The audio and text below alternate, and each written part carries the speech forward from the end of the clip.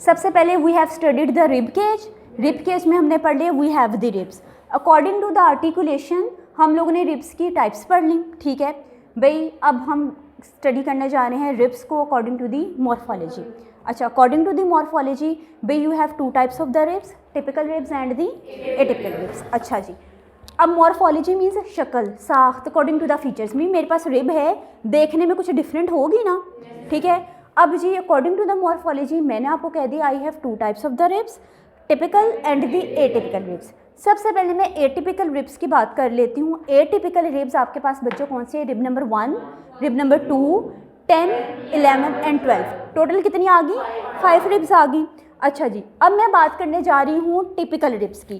Typical rib है आपके पास rib number 3, 4, 5, 6, 7, 8, 9, totally you have 7 आपके पास टिपिकल रिब्स हैं।